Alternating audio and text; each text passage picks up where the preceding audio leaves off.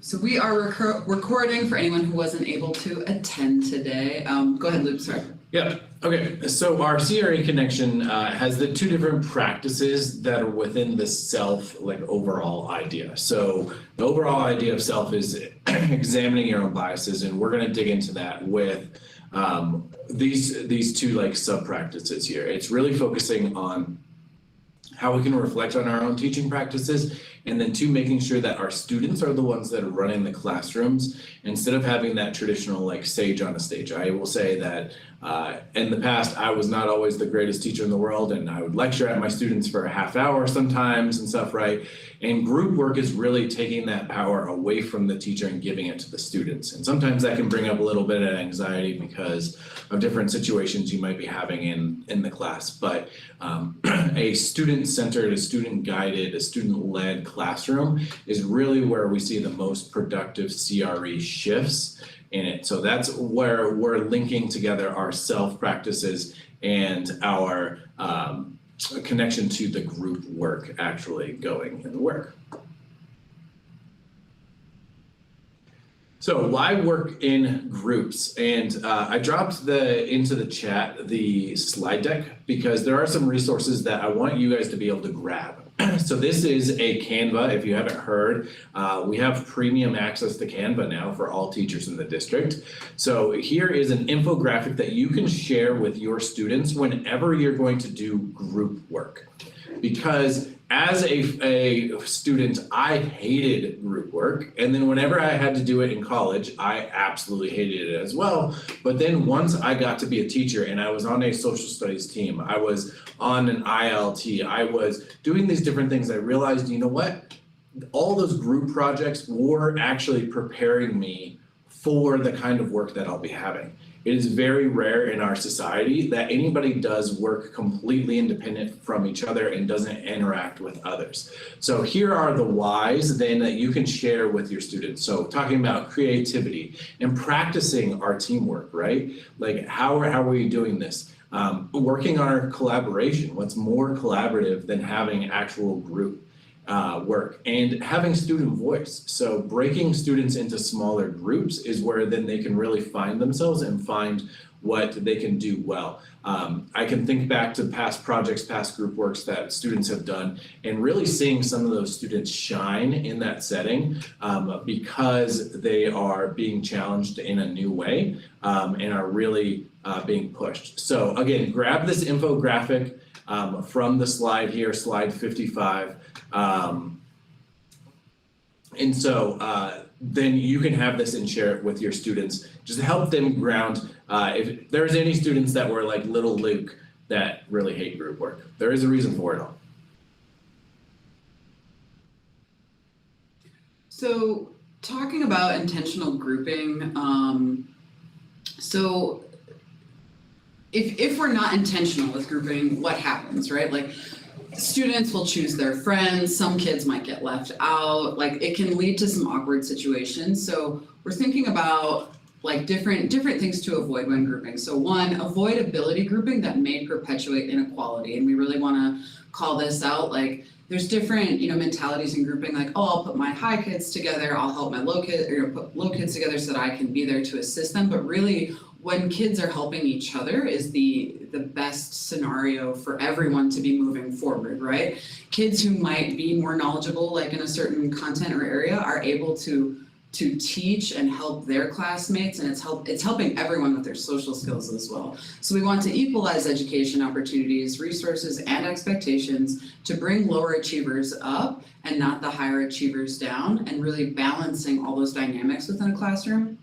It also gives students practice with language functions through authentic interaction and focus on fluency, communication with different classmates. So again, like I was a world language teacher, I was always very intentional with this, in particular with language, but prior to being a language teacher in high school, I also taught at a dual language school in elementary. And so again, I had non-native speakers struggling with the language who are still very capable and knowledgeable in a content, just not in that language. And so again, giving students those speaking and listening opportunities to gain language is really essential. So intentional grouping for your ELL students is also very key. And then also having diversity of partners, right? Diversity of context, diversity of tasks, practice with cooperative and collaborative skills that all students can shine. So again, building social skills and all of the things that group work can really do in a classroom. So we just wanted to touch on like why. Why do we want groups? Why is that better? So with all of this then comes bias, is that we know that when we have student work groups, that when we have teacher-led classes, that there are biases that come into this. So we're going to call this out several times today, is that make sure that you are examining your bias and your practices and making sure that you're putting in practices that are distinctively anti-bias, so that we don't have those things that creep in. This slide I love calls out that like we are conditioned in America to be pro-white and really go towards whiteness, even when we don't necessarily do it, right? We can have those implicit biases. So as we're going through all the slides today, just thinking about bias and how we can use group work to actually help break down some of these barriers as well.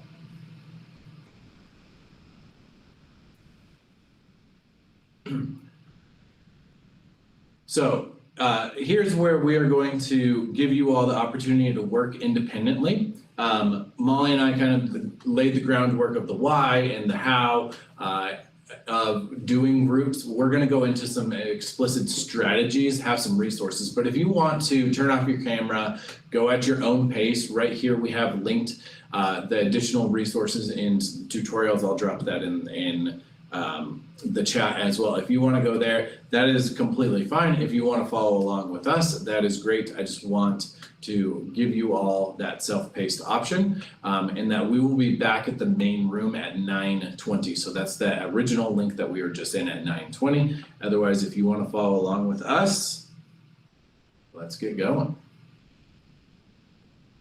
And just a real quick note too, like I think most, if not all of the images, maybe not the grouping strategies on 61, but after that, most documents are hyperlinked. So you are able to steal any of those resources. So I just wanted to call that out. It's not just a photo. Most of them are hyperlinked to the actual doc. So feel free to share and adapt and take anything that's in our doc. Yeah. We really try to make this that you have things that you can go and implement in your classroom right away. So it's not just talking about like the pedagogy of group work, but it's like, how do you actually have strategies? Yeah. So getting into that, we have Kagan Structures. This is something that I actually was fairly unfamiliar with a little while ago, but then I've been like working through and going through, and some of our teammates have been awesome Kagan trained, and they've helped me understand this really well, is that Kagan is all about different structures for your classroom for instruction. So for our lens specifically today is talking about group work. Right here on the slide 59, you'll see a bunch of different strategies that you can do, but the idea is that the group is broken into, your class is broken into 4 different like quartiles or 4 different student groups that then you are mixing in different ways. So you have the high, then you have the high medium, the low medium, and the low. So if you think of like your high 25%, your low 25%, and then the 25% in the middle there. And what does that look like? And when we're doing group work, we want to be switching up those. And there's some different options that we have for actually how to implement this.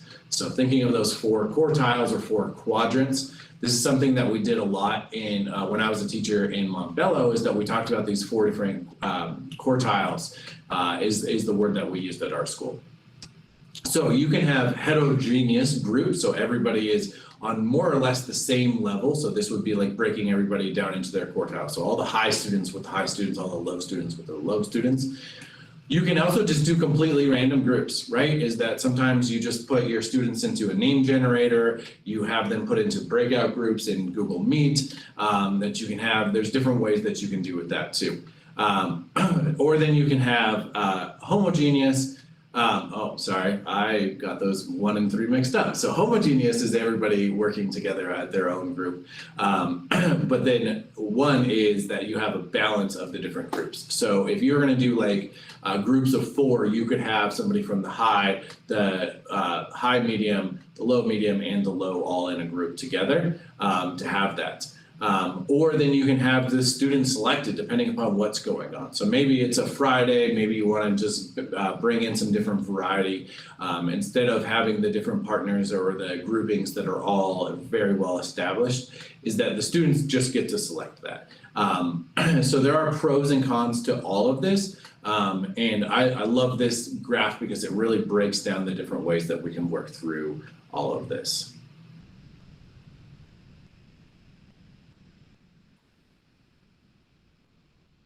Other ways that you can do it here, again, these are all like images and stuff that you can grab here, and a lot of these are linked on that slide 58 as well, is that you can have tables, so you can do like in a more lab setting, or if you have the traditional tables or the traditional desk that you can then have students turn to, you can put them into pods, you can have them turning and facing each other. You can have clock partners, right? So if you're gonna go to your 3 o'clock partner or your 12 o'clock partner, you can have these different groupings going in. The idea is that you have different groupings that the students are going to, and that they're not always doing with their table, that they're not gonna be in the table for a very long period of time, but that you're switching it up so that students have really wide variety of experiences as they are working together, and just being really, really explicit in that and having these different strategies to go along with all of that. So I really like the Kagan strategies. It just gives you ideas of things that you can then take and implement into your classroom really quickly. So along with Kagan, one strategy, this is called Jot Thoughts, and we'll kind of go over what Jot Thoughts is in just a second. But this, if you're in the slides, this is a hyperlink to a Jamboard, or we'll share the link in just a second too. Oh, I realize I'm in the Meet now as well. So let me share the link, and this is Jot Thoughts. Let me just put this in our chat. Oh, Luke's already got it. All right, so if you're here, so I'll just talk about what Jot Thoughts is at the same time. So when you have a topic or a question or a problem, and you want students to come up with as many ideas as they can, if students are sitting in a pod, and for this exercise, we're just gonna list out ice cream flavors, so you can go ahead and jump on the Jamboard and just list different ice cream flavors. If you see a flavor that someone else has written, you can't repeat it. And if we were in class, we would have you like yell out what you're writing to your teammates, but that'll be a little messy here in a Meet. So I'm just gonna give you, 30, 45 seconds to list out as many as you can. Thank you, orange person, really going there. Let's see if everybody can be listing out, pick a color. And the idea again is like, if we're talking about solutions to a problem, right? We're coming up with as many different solutions as we can. We're collaborating, we're sharing ideas. These are great flavors. It's too early for ice cream, guys, too early. So we would, see, and again, you could do this with sticky notes too, and have students be, posting stickies on a table, trying to fill up the table. So maybe we can, fill up our Jamboard. Again, ice cream isn't really a problem, but you get the idea, right? So think of different ways that you might use this strategy. Obviously it's just a brainstorming strategy with your students in your content area. And it's, it's visual, it's interactive, everybody gets to share ideas, everyone's voice is heard. You could have this set up by groups. That's often what I did with Jamboards, is I would have each page set up for different groups in my class, or sometimes I would even partner students to take notes together on a Jamboard. So just a way of thinking about things. So we can head back to the slide deck, and then so again, like if your students are sat in groups, or it could be partnerships as well, you have an overall guiding question that they're trying to answer. Again, they could do it physically on sticky notes or do it digitally in a Jamboard. And then students have that think time and they're, rolling off of each other's ideas to come up with as many solutions as possible. So just one thing to try.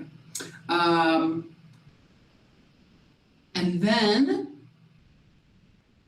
we're going to touch on creative group work.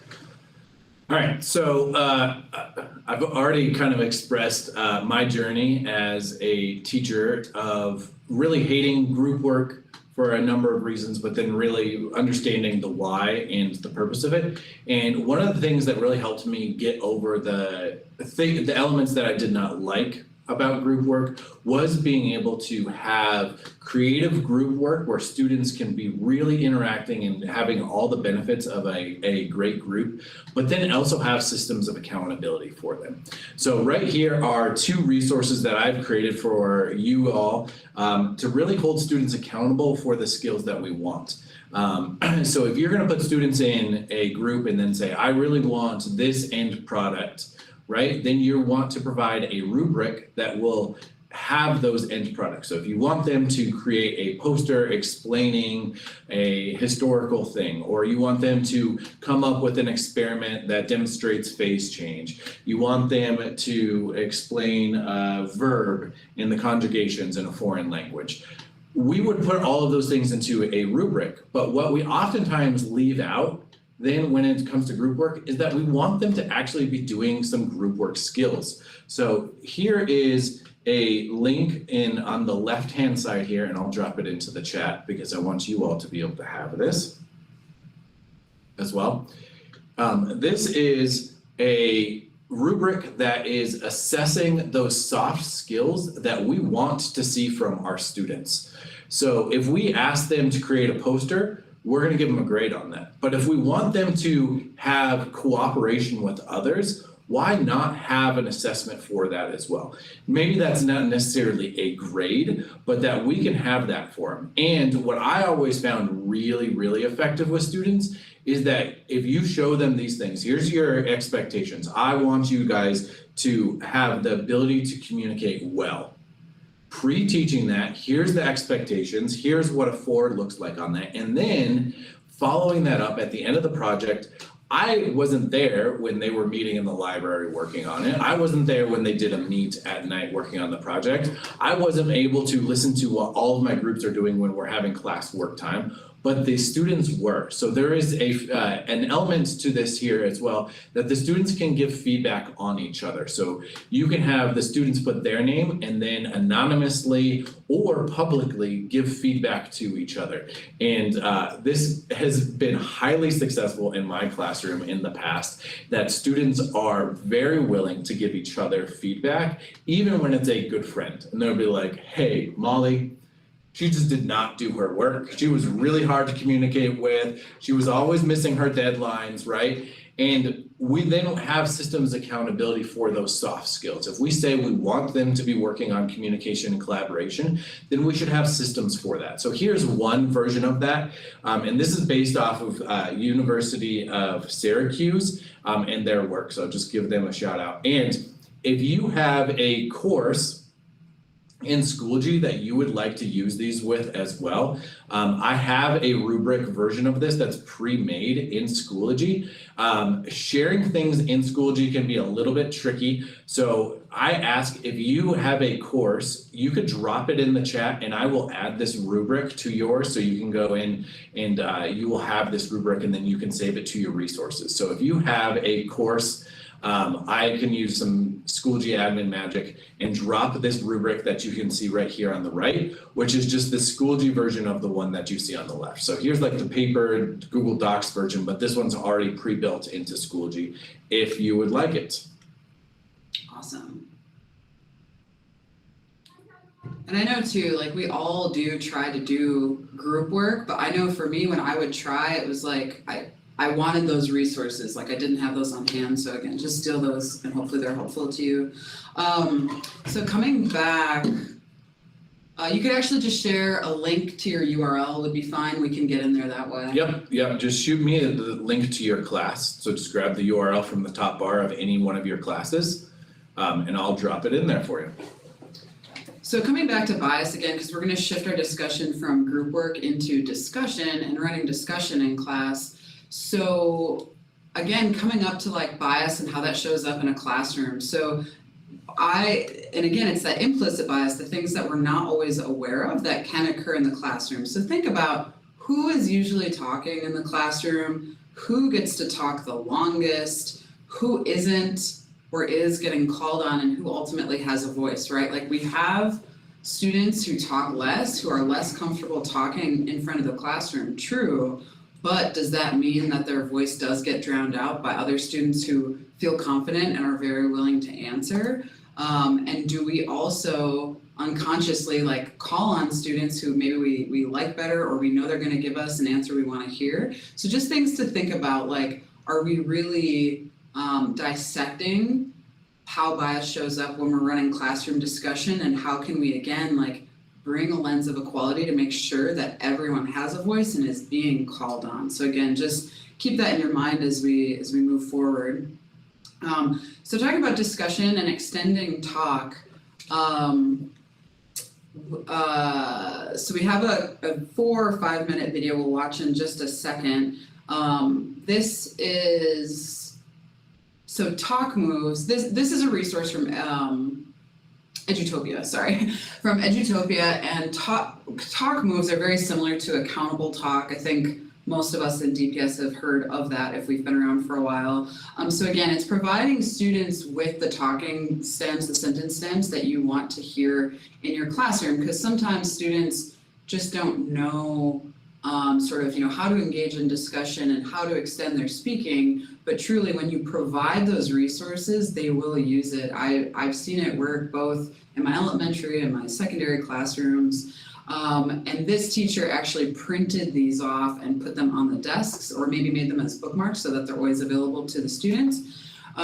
So that document, or the talk moves on the left, is also hyperlinked, and I'll drop that in the chat in a second. And then we can actually watch this video, which just shows how this teacher approached discussion and just getting her students to talk and getting everyone to talk, and like building that respectful environment in the class. These are the keys to participating in a conversation fully. Sometimes we all need a little bit of a Kickstarter to feel like we can contribute.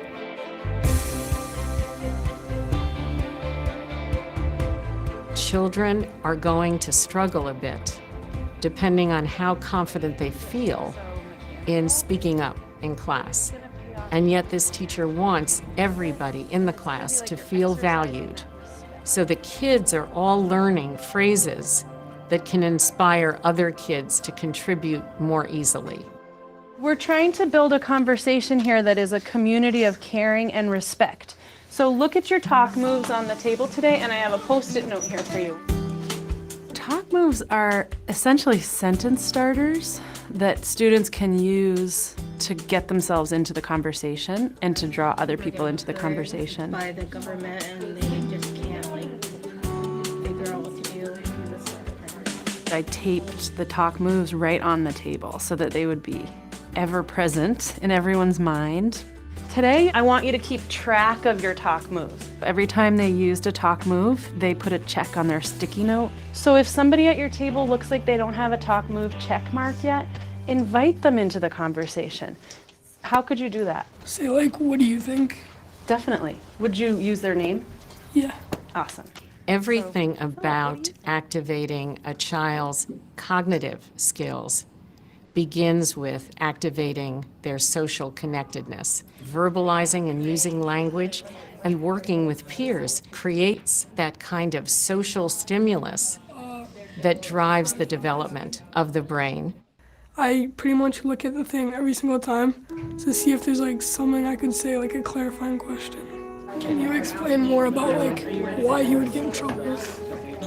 He spray painted something on his rival soccer team's school, and he when you ask a person a clarifying question, it's either, oh, I heard you said, or can you repeat what you said, or to add on to. They help enormously with language learners They give everybody a platform to jump into a conversation because half the sentence is there for them already. But they also challenge other types of learners who may be accustomed to doing independent work and they need a bridge to collaborate more with a group. It pushes kids out of their comfort zone of social conversations and it moves them more towards a professional and an academic kind of register. All his accomplishments in his past, like all the other marches he had, like Martin Luther King, his other previous marches, and he wants to help this next march. I heard you say previous marches. Like, does it say anything about like? Yeah, like he was in Martin Luther King marches. I do talk moves because in order to have a great discussion, everyone has to feel like they're part of it and valued. And when they walk away, they really have bridged a gap with someone that maybe they wouldn't have necessarily talked to or talked to on that level. This teacher is aware of children having different levels of comfort and discomfort, of making their skills visible, and she's getting kids to support each other's participation with these talk moves. This teacher created a pathway for every single child in this class to belong.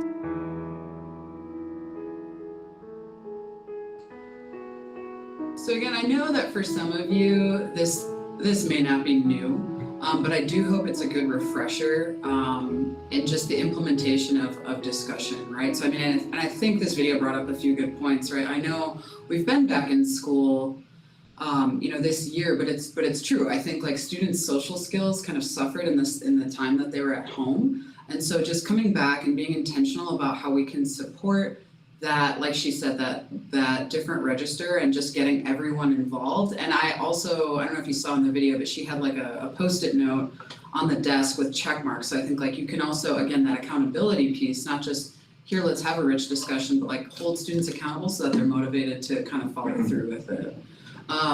So again, just remembering that like the person doing the talking is the person doing the learning, which is why we want our students to be doing more talking. And again, like truly they're gonna learn more and articulate better when they have the opportunity to verbalize what they're learning about, as well as building those social skills. So we will head over to the next slide and see some more resources for discussion.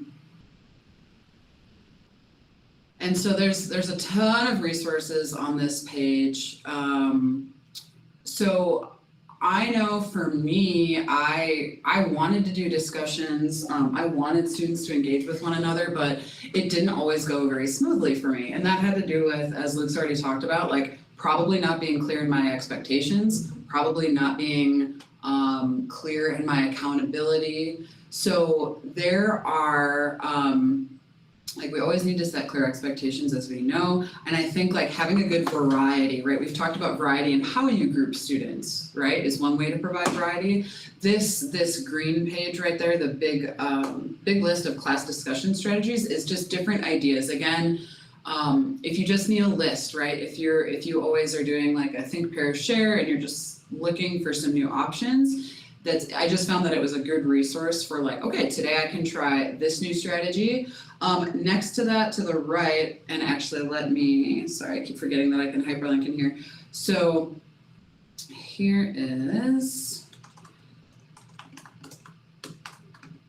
the list of classroom strategies doc. And then next to that is an elaboration rubric, this is adapted from World Languages. I know it's super tiny on there, but basically what this rubric does really helps push elaboration. So if you were to give a topic to your students, and I think this could be easily adapted for anybody, this was pushing students to continue to speak in the L2, like the language that they're trying to learn. So there's a topic, you have an initial question, and students in partnerships or in small groups give each other points for answering, like either responding with a word is 2 points, a phrase is 3 points, a sentence is 4 points, answering with a sentence and then asking a question is additional points, and so forth. So thinking about, again, how you can sort of quantify elaboration and just to get students talking. So you might even practice this with like a really simple topic or a warm-up, and pushing elaboration from that standpoint. Because I know in my classroom, it was like, good, Great job, right? And it was like, I need you guys to talk. So just thinking of how we can do that. And then on the bottom, we have another Edutopia resource. This was for a 9th grade humanities course, but again, so in a discussion, using a rubric to, again, quantify that preparation, listening, speaking, depth of thought, expectations, and norms. So that is another just resource for y'all. Here is a discussion rubric. And then the rubric on the bottom left, I believe, is actually for primary grades, and I just forgot to take it out of this slide deck, so you don't need to worry about that one. So just a few things that you can use, and those are linked there. So again, just thinking about like how, so you have some physical resources there, some rubrics, some ideas that you can implement, and then just thinking through too, obviously this is, we are EdTech, and we're here to help with classroom technology as well.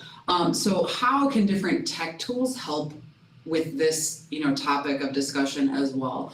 So think about using Schoology discussions or Padlets or Jamboards as opportunities for students to have think time and also to write before they speak, which can be a helpful tool for students who are more hesitant to speak out or maybe feeling more shy with their English or just shy about sharing their thoughts out. For me, like giving students write time first was always hard for me to do because I felt like I didn't have time, but when I did, students really were better prepared and did have a richer discussion in my experience. And then you can also, of course, do digital discussions and remember, or maybe you know, maybe you don't, but like in Schoology, for example, students can have audio discussion boards where they can post audio clips or video clips. So Schoology is a venue for that, as well as like Flipgrid or Screencastify if you're wanting to use any of those video tools. And if you are wanting help with any of those items, of course, you can always reach out to your digital coach. So I feel like that was, of course, a ton of information, and I do know that some of this won't be new for everybody, but just want to stop for a second and see if there's any questions, or maybe if there's just anything like helpful that you have picked up so far, or just what's going on for everybody at the moment. And again, feel free to unmute or just drop in the chat either way.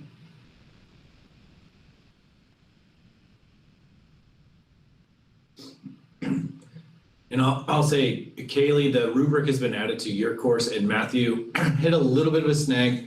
GW, for some reason I don't have admin rights, so I'm getting that added by one of our other digital coaches, so it'll be there by the end of the day. But Kaylee, you have that rubric. Thanks. You have a lot of rubrics built into your class already. Yeah, that's my sandbox, so I just keep them there. Yeah, I gotcha. Okay, and then Michaela, I'll get yours added as well. Nice. Cool, thank you. You're welcome.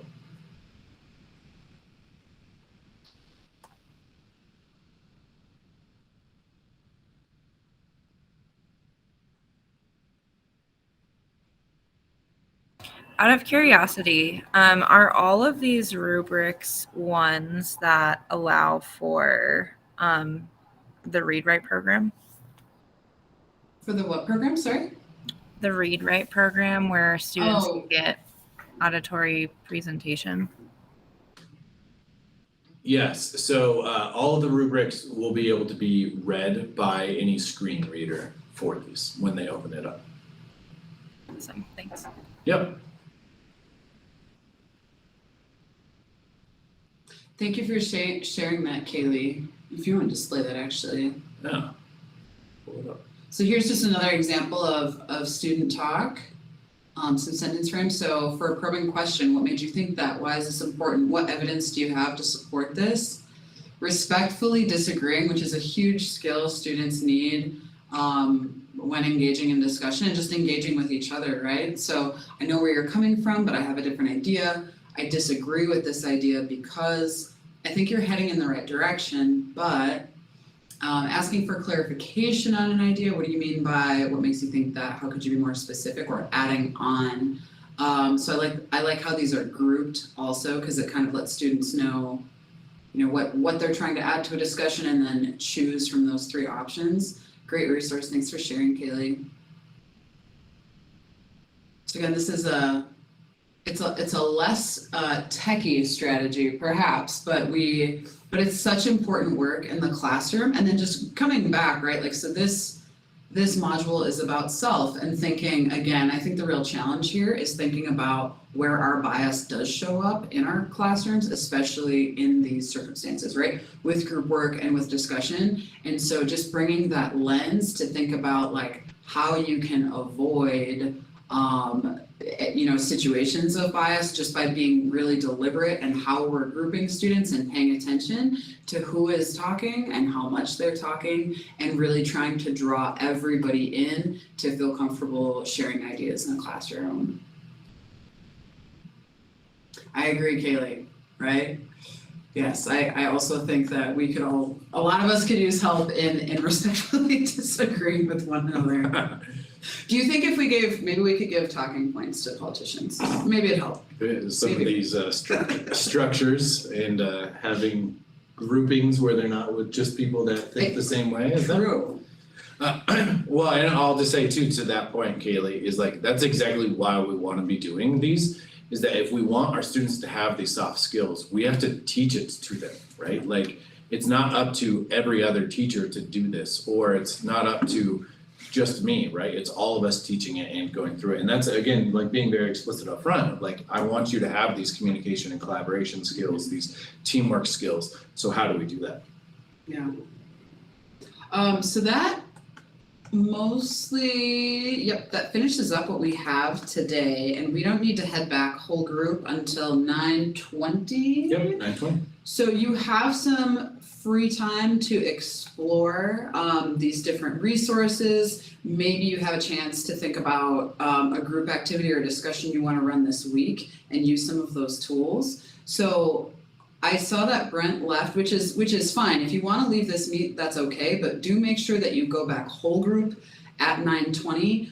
We'll repost that meet in just a second, because you will need to get the survey to get your credit for your PD today, which we'll shoot out during the whole group. So we're here for questions, ideas, discussion, anything you want from now until 9:20. Otherwise, head back whole group. In the original link. Yep.